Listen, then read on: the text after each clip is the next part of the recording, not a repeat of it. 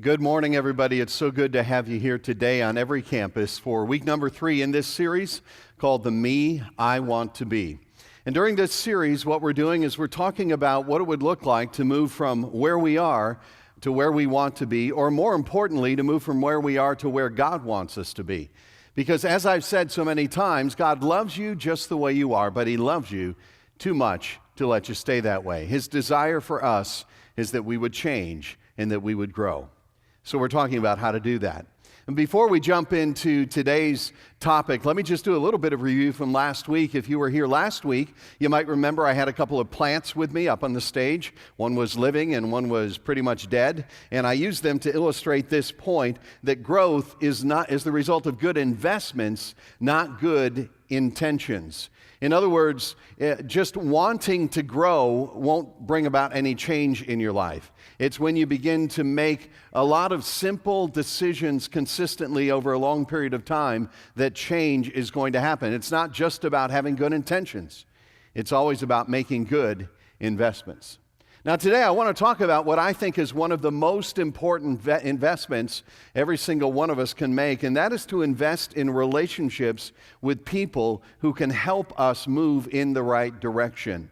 See, whenever I talk to someone who's experienced significant spiritual growth, and whenever I hear their story of what it was that God used to change their heart, almost without exception, that person will talk about a name. They'll talk about that neighbor, that coworker, that couple, that person who invested in me, that person who came alongside me and cared about me and encouraged me. And whenever I hear a story like that, it reminds me of one simple truth. In fact, I would encourage you to write this down on the back of the connection card, this truth, that the quality of my friendships will determine the depth of my faith. Now, you may struggle with that. You may think that's a bit of an overstatement. Will determine the depth of my faith? Yeah, I believe this is true. That if you surround yourself with the wrong people, if you have the wrong kind of relationships, that's going to hold you back. That's going to keep you from reaching your full potential spiritually. And on the other hand, if you have the right people around you investing in you, that's going to grow your faith far deeper than you ever thought possible. In fact, if any of us, I think if we look back on our own lives and go through the mental archives of our own history, I think most all of us would say that some of the biggest regrets of our lives have something to do with a relationship, somebody that we got involved with who just kind of pulled us off in the wrong direction and brought us down. And I think the opposite is true as well. If we could look back on the greatest moments of our lives and some of the most significant achievements of our lives, we would say that involved a relationship with someone who was pulling us in the right direction. See, the quality of my friendships will determine the depth of my faith. And so today, this is my goal. I'm going to be right up front with you. My goal today is to use all of my persuasive abilities in the next 30 minutes to try to convince you to intentionally pursue relationships that are going to move you in the right direction. And at the end of this message, I'm going to give you a very clear and simple next step that you can take to implement this principle into your life. Okay? Well, today as we talk about this principle, I want to spend some time learning from a book of the Bible called Proverbs. So we're going to be in Proverbs today. It's in the Old Testament, right about the middle of the Bible.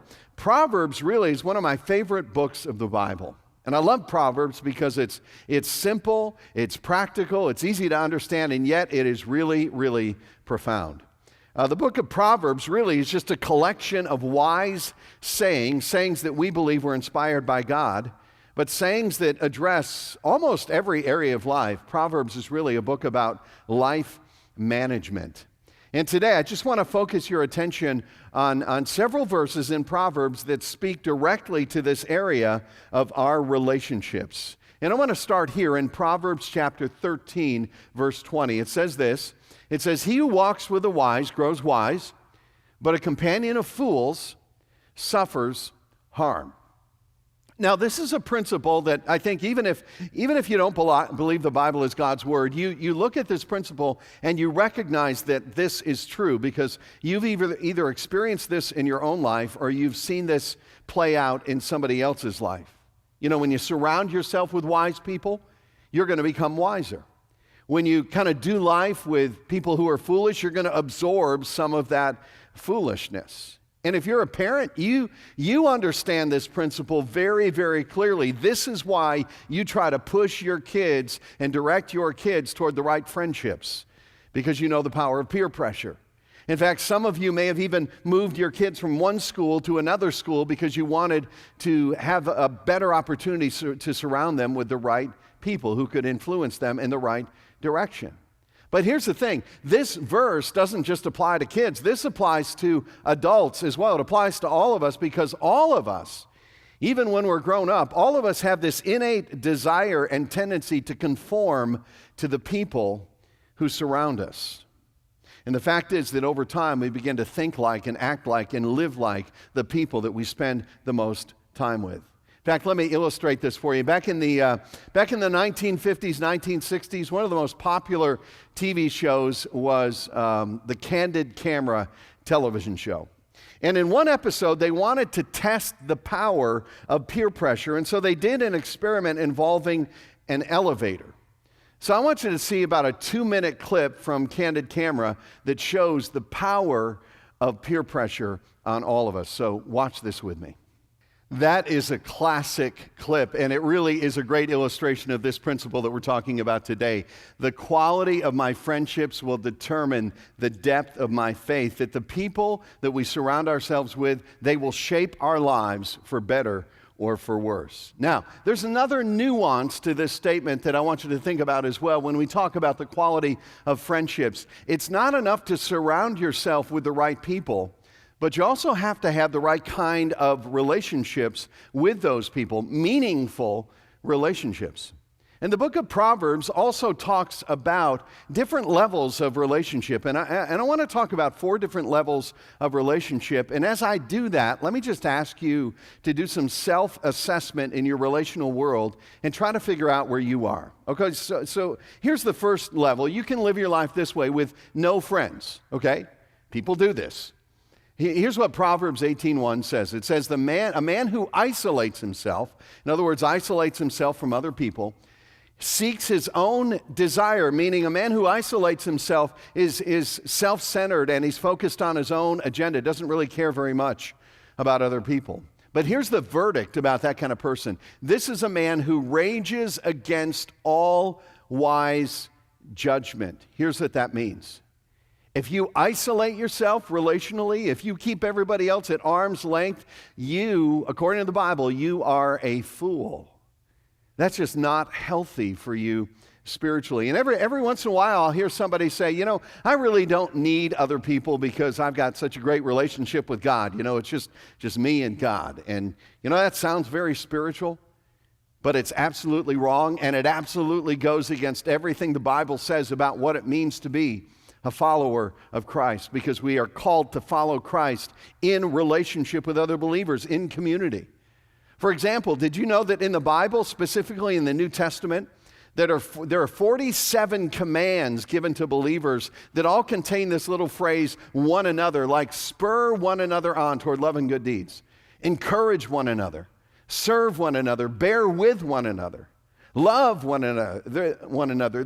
47 different times this one another kind of command is used. So you can't even obey what Scripture says if you live your life in isolation. You can't live out your faith the way you're supposed to.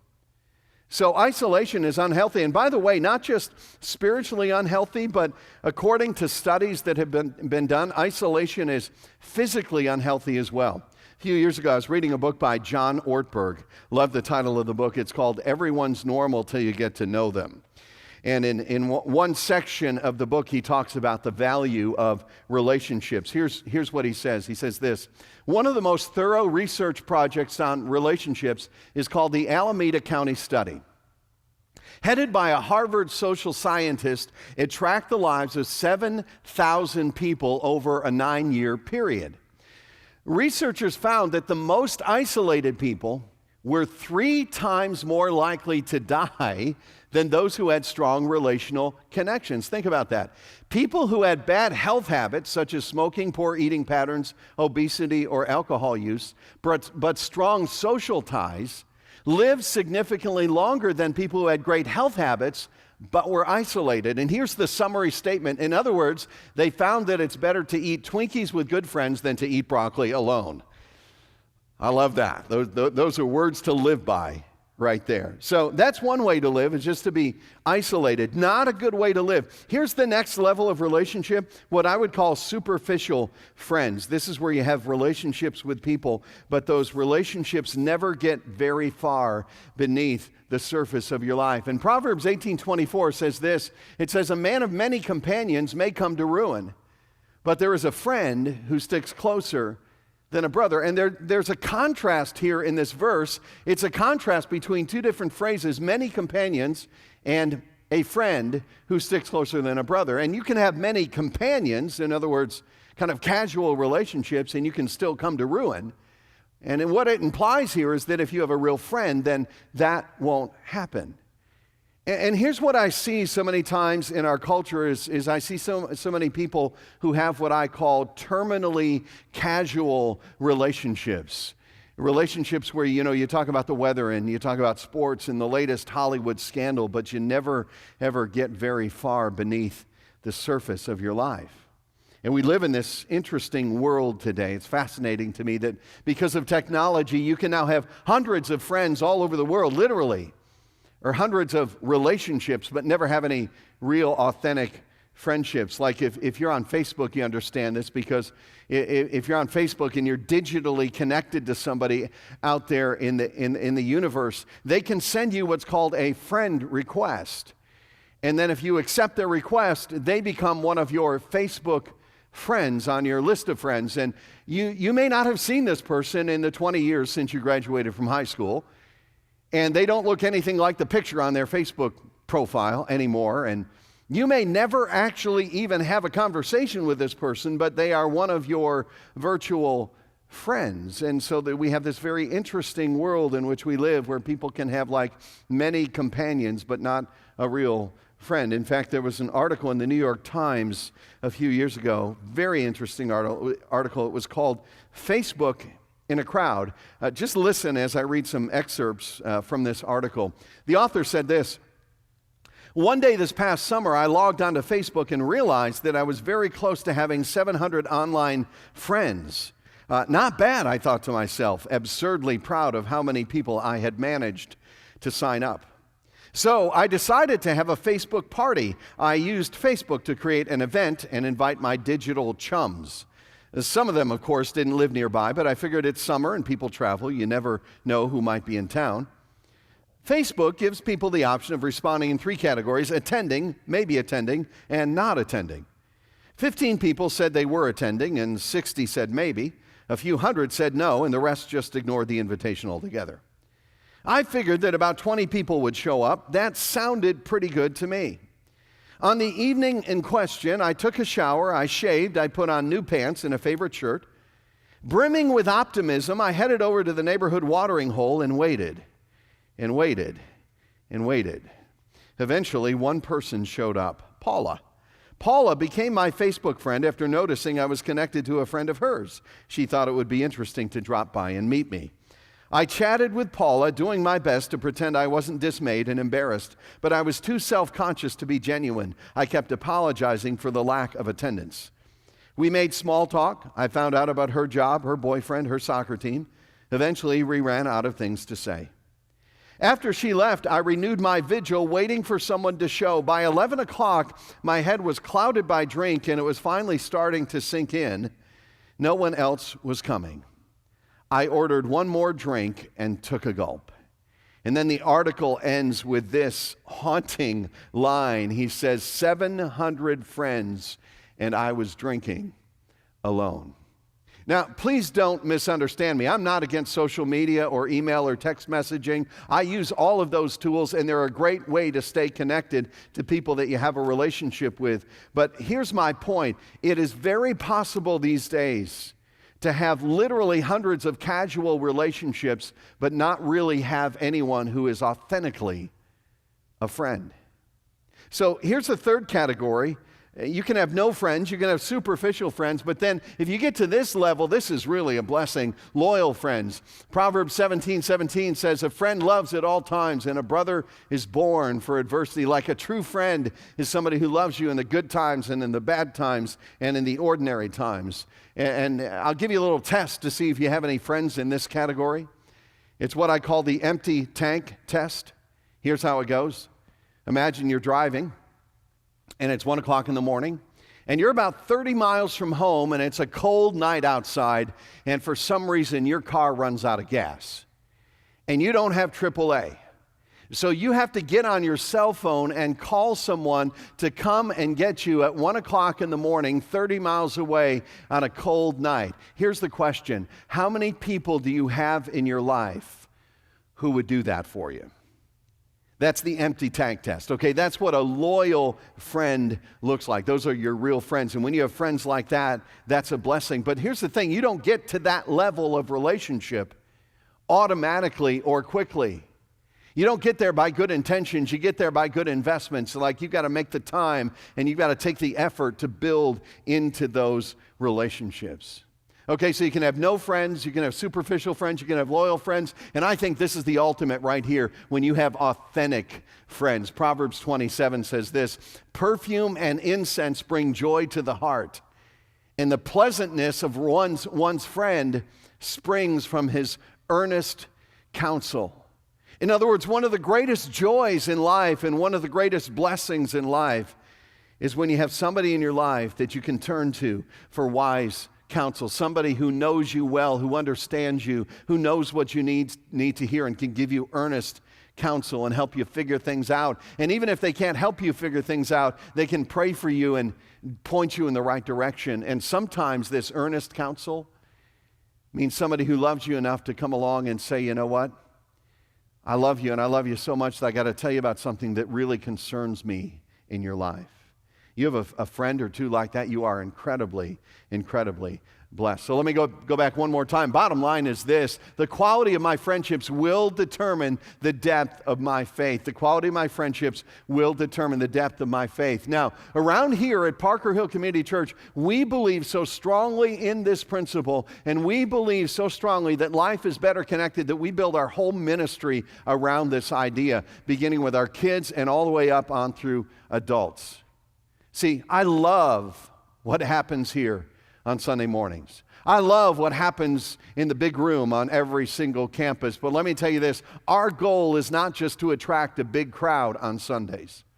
Our goal is to help you move beyond a row and get into a circle and help you connect in relationship with people who can help you become the person that you want to be and help you become the person that God wants you to be. Because you'll never be the person God's calling you to be on your own. In fact, let me talk just a little bit about how spiritual growth really happens in the lives of people. And I'm going to come back to this in the last week of this series, but I just want to touch on this idea today, that spiritual growth is not a linear process.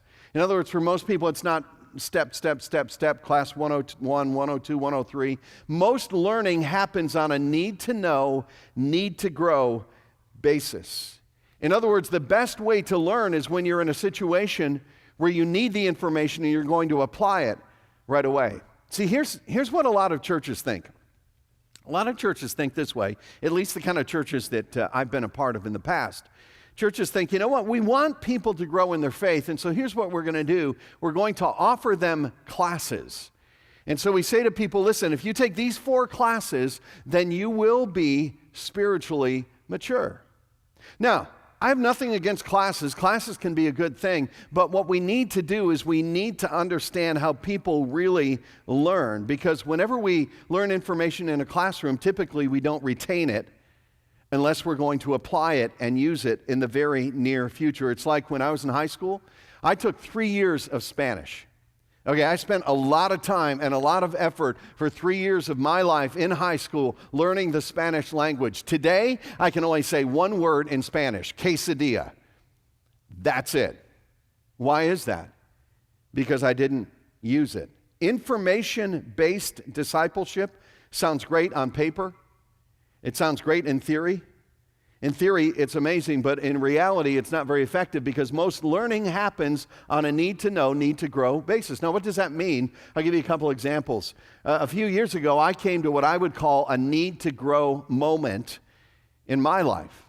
It was when I lost my younger sister to cancer. And I remember sitting in a hospital waiting room with my mom as my sister was in surgery. And my mom says to me, she says, "Mark, why is it that, we've been faithful to God, we've been believers, we've served Him. Why is He allowing this to happen?" And you know what? I was struggling with the same question. I had learned about and taught about the sovereignty of God many, many times, but now I had to grapple with it personally. Like, what does this really mean? And how do I understand God's heart in a moment that is so painful? That was like a need to grow moment for me. Or you may have a need to know moment. That's like when you get a new job and the guy that you work with is an atheist and he's constantly badgering you with questions about why you would ever believe what you believe. And suddenly you've got to learn some things because you've got to answer these questions. That's a need to know moment. And really, people grow on just a need to know, need to grow basis. At least that's when we grow the most. Now, I'm not against classes. In fact, we have some classes every so often here in this church, and we'll probably add some in the future. But I've discovered that the classroom approach is limited because we often don't retain the stuff that we learn. And this is why being a part of a group is so important, because when you come to that need to know, need to grow moment, you're surrounded by people who can walk with you through that, who can help you find the answer, who can help you process it. So our goal for you, if you're a part of this church, is to help you find that place where you can make those connections and develop those friendships. And the way we do that around here is through something that we call community groups. We believe it's very important to get people out of rows and into circles. So I'm going to talk about, very briefly, 3 things that you can expect to happen when you become part of a community group at Parker Hill Community Church. 3 things a group can do. Number 1, a community group provides connectedness.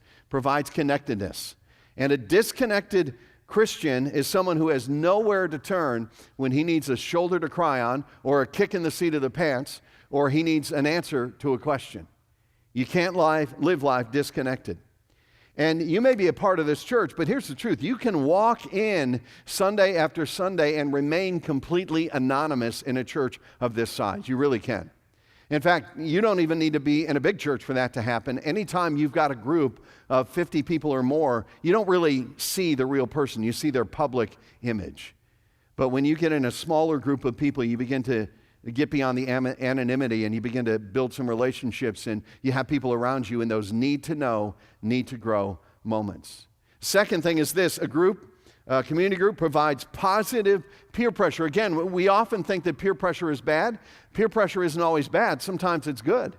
And when you're in a group where other people are talking about, man, I want to work on my marriage, and I want to be a better husband or better wife, or I need to pray for this person that I need to forgive. And when you're around people like that, it just brings up the level of your own spiritual growth in your walk with Christ. Third thing that happens in a group is this: a community group provides a place to be honest. And every once in a while, we just need a place like that. A place to be honest about our doubts, our questions, and our struggles. Now, please understand, what I'm talking about today is not about building a church program. It's not about filling groups. This is about you and I just building relationships with people who can help us become the people that God is calling us to be, because we can't do that on our own. And if we're ever going to get there, if we're going to have those loyal friendships and those authentic friendships, you're going to have to do something. It's going to take some effort. You're going to have to take a step that may feel even a little bit risky, because here's the thing. You can't just pull up to a drive-thru and order a friend and say, yeah, I'll take one friend, and would you supersize it? You know, there's no friendship.com where you can order a friend online and have it delivered the next day. It takes time. It takes effort. You've got to move in that direction. And that's why we have a system for this in our church. And that's why we want to put a lot of time and effort into helping you get connected to a smaller group. Now, we don't think for a minute that we can form a group and pray a magic prayer and you're automatically going to have a life-changing relationship with someone. But here's what we do know: that people who take that step, people who take that risk, more often than not, they do end up finding that kind of life-changing, authentic relationship with somebody. So let me tell you a real easy way to take this next step in your spiritual journey. And that is to just come to an event that's coming up real soon here called Group Link. That's going to be on Monday night, January 26th, 7 o'clock on whatever campus you attend. Here's all you do. You just show up. You get to hang around, have some food. Your campus pastor will give a little talk about groups and what groups we have and where they meet and how to become a part of them. You can even meet some of the group leaders. And if you so choose, you can become a part of a group that very night at Group Link. Now, if you have some questions, we don't want you to leave here without getting those questions answered. And so the best way to get your questions answered today while you're thinking about it is to catch up to your Next Steps coordinator on whatever campus you attend. If you attend the Dixon City campus, look around for this guy named Stefan Biggs. Just a good-looking young man who will help you take that next step. If you attend the Clark Summit campus, find Paul Bell. Pastor Paul Bell is our Next Step coordinator there. And then if you're ready or even think that you're ready to take that next step, there is a little box that you can check on the connection card. It says join a group. And by the way, when you check that box, that doesn't mean you are joining a group. What that means is that you're interested and that you want to attend the Group Link event. So just check join a group and somebody will get back to you, probably email you and help you to know what that's going to look like. Okay, now let me just address very quickly 3 major objections that people have whenever I talk about this. And we talk about this on a regular basis, so I've learned what the big objections are. Here's the first one. People say, but Mark, I don't want to get stuck in a group of people where I don't fit. And I get that because I'm kind of an introvert and I don't want to be around people that I don't click with, who aren't my people, that I don't have chemistry with. So here's the thing. If you to step into a group is really just a 6-week commitment. And if it doesn't work, you just try a different group. There's no guilt involved with that because sometimes it takes a little while to find the fit, to find your people, and that's okay. We don't force you to stay in a group, the one that you try. Number 2 excuse is this, or pushback is this. I tried a group once and it didn't go well for me. And to be honest, that happens sometimes. Not every group is perfect. Sometimes they don't all go well. But let me ask you a question. Did you ever go to a barber and get a bad haircut? Did you stop going to barbers because of one bad haircut? Did you ever go to a doctor who just didn't have very good bedside manner and just really bad experience with that doctor? Did you give up on medicine because you had one bad doctor? Here's the thing. I would implore you, don't give up on your search for community and relationship just because you had one bad group experience, because it's far more important than that one bad group experience. So you may just need to put on your big boy pants and try again, because we need relationship. Number 3 is this, but Mark, I already have some meaningful relationships. I don't know if I need to be part of a structured group. And I hear people say this from time to time. Oftentimes they're, kind of long-term Christians who've been around a while, and they say, I think I'm okay. Let me have you write something down. If this is your objection, this is what you need to write down today. You need to write this down. Everybody needs somebody, and somebody needs you. In other words, have you ever thought that there might be somebody in a group out there who just needs you to be in that group for their sake because of what you can offer them? Have you ever thought about the fact that maybe by stepping into a group or into a relationship, you could be part of somebody else's story? That someday when they tell their story about their spiritual growth, they're going to name your name and say, man, if it wasn't for Bob, if it wasn't for Megan, if it wasn't for Jill, I wouldn't be where I am today. You don't want to miss out on that. And maybe, especially if you fit this category and you're kind of a mature believer, maybe it isn't just about you. Maybe the me I want to be isn't even all about me. It's about blessing other people, because that's what Jesus did. In fact, let me give you a picture of how this can happen. This is from Acts chapter 9. Later in the Bible, in the New Testament, the book of Acts tells the story of the early church and how it kind of exploded into existence. And here in chapter 9, it tells the story of a man named Saul. And if you're familiar with church history in the Bible, you know that Saul was the number one enemy of Christians in the first century. But then one day, Saul was traveling to a city called Damascus, and by the way, he was going there to arrest more Christians so he could torture them and put them in jail. But on his way to Damascus, he has this dramatic conversion experience that literally brought him to his knees, and he repented and he became a follower of Christ. He turned from Judaism to Christianity. And then after his conversion, Paul stayed there in the city of Damascus for a while, but then he decides to go to the city of Jerusalem. And in the first century, Jerusalem was like the headquarters of Christianity. So Saul goes to Jerusalem. He finds the believers there, the disciples, and he says, "Hey guys, remember me? I kind of like to hang out with you." And they're like, "No way." Here, verse 26, they were not real excited to have him around. It says, when he came to Jerusalem, he tried to join the disciples, but they were all afraid of him, not believing that he really was a disciple. And obviously that makes sense because he was, enemy number one of the Christians. His hands were covered with the blood of believers, of Christians. And now he wants to hang around with them, and they're like, "No way." But listen what happens next. Verse 27, but Barnabas, by the way, was an established believer, a follower of Christ, but Barnabas took him, Saul, and brought him to the apostles, that would be the 12, or now the 11 without Judas. And he told them how Saul, on his journey, had seen the Lord, and that the Lord had spoken to him, and how in Damascus he had preached fearlessly in the name of Jesus. So what does Barnabas do? Barnabas comes alongside this guy that nobody else wanted to have anything to do with. And he says, "Listen, I know his past, but I also believe he's got a great future. Come on, we need to give this guy a chance." And listen to what happens, verse 28. So Saul stayed with them and moved about freely in Jerusalem, speaking boldly in the name of the Lord. And if you know the rest of the story, you know that eventually he changed his name from Saul to Paul. Christians came to refer to him as the Apostle Paul. He was a key leader in the early church. In the Bible, in the New Testament, there are 27 books. He wrote 13 of them. Let me ask you a question. What if Barnabas hadn't come alongside Paul and encouraged him? What if Barnabas had said, "You know what, I've got enough relationships right now. I don't really need to be a part of anybody else's life"?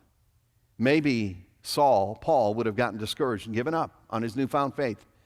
Maybe he never would have become a leader. Maybe he would have just drifted off into obscurity. And let me suggest this, that maybe the reason you need to be a part of a group is because there's someone out there who needs someone like Barnabas to come along and believe in them and encourage them, and it doesn't take a lot of skill to do that, and answer some of their questions and just help them take the next step. So I don't know what your driving motivation ought to be, but I know this. I know that the quality of your friendships will determine the depth of your faith, and we all need to be in community with the right kind of people. So here's what we're going to do. You can check off that box on the connection card.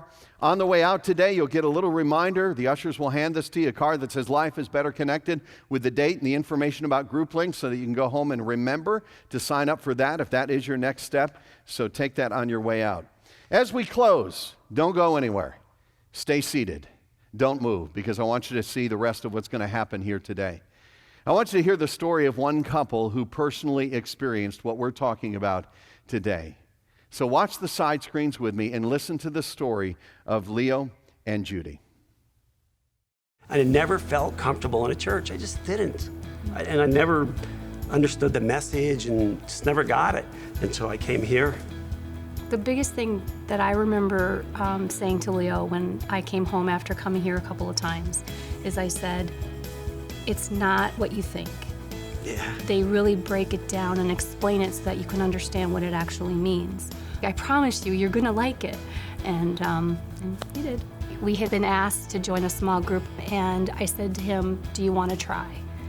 And he, "Well, I don't know what to expect." And I said the same thing to him I did when we were coming to church was, "If you don't like it, we don't have to do it, but let at least try." It really wasn't hard at all.